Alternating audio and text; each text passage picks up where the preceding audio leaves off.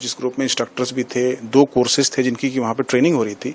और ये द्रौपदी का डांडा एक जो पीक है, ये लगभग 5000 मीटर इसकी हाइट है, उसको स्केल करने के लिए जा रहे थे। बहुत ही अनफॉर्चुनेट है, मौसम भी कोई बहुत खराब नहीं था जैसा मुझे सूचना मिली है। अचानक से ट्रिगर हुआ ये अवलांच और इसमें ये जो एक टीम थी जिसमें 29 लोग बीच में कहीं थे, वो पूरा हिस्सा उसके नीचे आए। अब उसकी इंटेंसिटी कितनी थी और बाकी चीजें कैसे हुई होंगी वो एक्चुअल में जब वो लोग आएंगे नीचे तो उनसे बातचीत करके पता लगेगा। उत्तरकाशी में हिमस्खलन से कई सारे लोगों की जान गई है। जी हां, 12 लोगों की मौत की खबर अब तक सामने आई है, जिसके बाद वहां पर हड़कंप मचा हुआ है। चीता हेलीकॉप्टर वहां पर रेस्क्यू अभियान में पूरी तरह से मुस्तैदी से कार्य कर रहे हैं।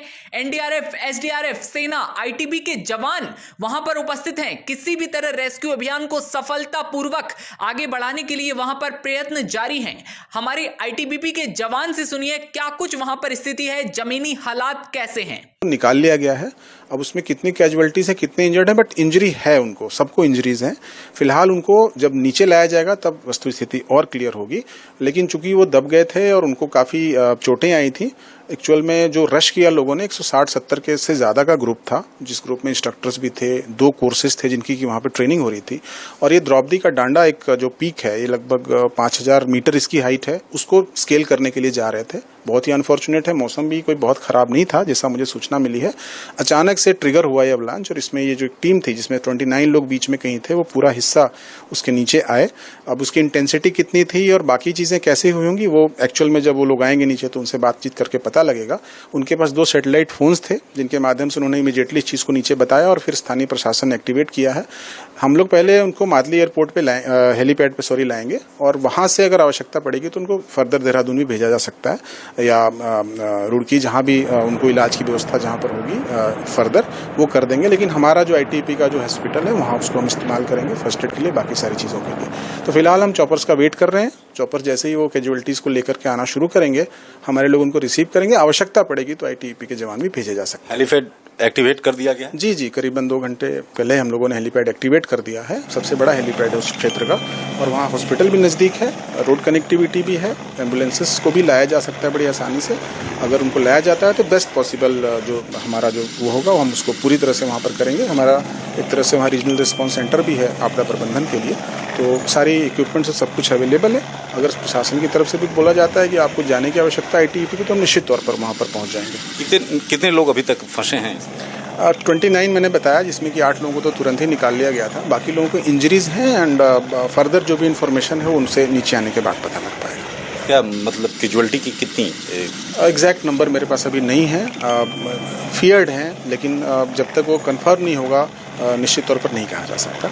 जी, तो सीधे तौर पर आप सुन रहे थे आशीष विवेक पांडे जो कि आईटीबी के पीआरओ हैं, वे ग्राउंड जीरो से पूरी जानकारी उन्होंने इकट्ठा किया है। एक सवाल ये भी ले लीजिए कि इस रेस्क्यू ऑपरेशन में कितना समय और लग सकता है, मौसम के हालात कैसे हैं?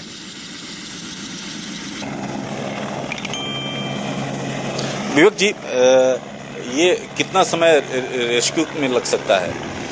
देखिए, अभी कहना बहुत जल्दबाजी होगी अगर चॉपर्स का आना जाना लगा रहा, क्योंकि सबको निकालना तो पॉसिबल वैसे नहीं कि जो इंजर्ड हैं या जिनको कि हम कह रहे हैं कि काफ़ी चोटें आई हैं या कैजुअलिटीज अगर बात होगी, उनको तो अगर चॉपर्स 2 या 3 चॉपर्स लग गए तो वो 2 या 3 बार में सबको ले आएंगे नीचे। तो हो सकता है कि 1-1.5 घंटे में समाप्त भी हो जाए। लेकिन अगर वो फ्लाइंग में दिक्कत आई या उनको बेस पे पहुंचने में दिक्कत आई या जो इंजर्ड हैं वो वहाँ नहीं पहुँच पा रहे हैं हेलीपैड तक, तो थोड़ा और इसमें समय लग सकता है। लेकिन वहाँ 100 के करीबन लोग ऐसे हैं जो अनइफेक्टेड रहे हैं इस एवलांच से, मतलब उनके पास मैन पावर है। अगर उनका वो सीख करेंगे, अगर वो चाहेंगे कि और मैन पावर चाहिए तो हम वो भेजने की स्थिति में हैं, कभी भी भेज देंगे। चॉपर से ही चले जाएंगे बनिस्बत जल्दी से जल्दी। अगर सब कुछ ठीक रहा तो आज भी समाप्त हो सकता है रेस्क्यू ऑपरेशन और बाकी लोग तो फिर ऑन फुट भी वापस आ सकते हैं। 12वीं बटालियन है वहाँ पर? जी, 12th बटालियन है हमारा। 35वीं हमारी 2 बटालियंस हैं उत्तरकाशी में जो कि इसमें पार्टिसिपेट कर सकती हैं। साथ ही साथ हमारा रीजनल रिस्पांस सेंटर जिसे हम लोग कहते हैं, माउंटेन्स में हमारे पास रेस्क्यू के लिए होता है। आपने देखा भी होगा, पहले हमने बहुत सारे सिचुएशंस में इसको वहाँ पर रेस्क्यू ऑपरेशन चलाए हैं। आवश्यकता पड़ेगी तो मैन पावर की बिल्कुल कोई समस्या नहीं है, हम भेज सकते हैं। कि अगर रात तक खिंचता है तो उसके लिए कोई प्लान भी? देखिए, नाइट फ्लाइंग कैपेसिटीज़ की बात जहाँ तक है, अगर चॉपर्स के अंदर वो नाइट फ्लाइंग कैपेसिटीज़ होंगी तो निश्चित तौर पर उसको इस्तेमाल किया जाएगा। लेकिन अगर अंधेरा हो गया और बहुत ज़्यादा मौसम वैसा रहा, अगर फ्लाई नहीं कर पाएंगे तो फिर शायद हमको इंतज़ार करना पड़े। पहले जो ऑपरेशन 7 से पहले हम लोगों ने किए उसमें ये देखा जाता है मौसम नॉर्मली शाम को लेट इवनिंग में बहुत अच्छा नहीं रहता है माउंटेन्स का। अगर बादल नहीं रहेंगे तो चॉपर्स लेट इवनिंग तक भी फ्लाई करते हैं। 2013 में जब उत्तराखंड का डिजास्टर आया था तो I was there in Uttarkashi, helipad पे ही था और वहाँ शाम को 6:30 बजे तक चॉपर्स फ्लाई करते थे।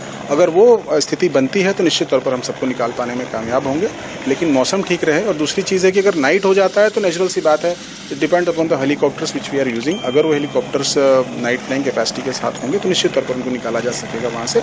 हम लोग लिसनिंग वॉच में हैं, हमारे पास हमने हमारी टीम हेलीपैड पे इंतज़ार कर रही है। जैसे ही कोई ऐसी कोई हमारी तरफ से कुछ अगर एक्शन करने की बात होगी तो निश्चित तौर पर हम करेंगे। हम ये उम्मीद कर रहे हैं कि शाम तक शायद वो उन लोगों को निकाल पाएंगे। जैसा कि आपने सुना, आईटीबीपी के जवान साफ तौर पर यह बात बता रहे हैं कि आगे रेस्क्यू अभियान के लिए पूरा प्रयास जारी है। हेलीकॉप्टर वहां पर उतार दिए गए हैं। ऑपरेशन में किस तरह से एनडीआरएफ, एसडीआरएफ की टीमें जुटी हुई हैं। हालात बहुत ज्यादा नाजुक हैं क्योंकि 12 लोगों की मौत की खबर अपने आप में बेहद चिंतनीय हालातों को बयां करती है। इसके अलावा अब भी वहां पर 18 लोग लापता हैं। वहीं मौत का आंकड़ा बढ़ने की पूरी आशंका यहां पर बनी हुई है।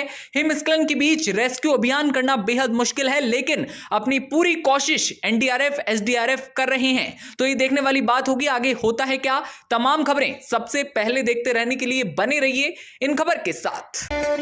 इन खबर चैनल को सब्सक्राइब करें।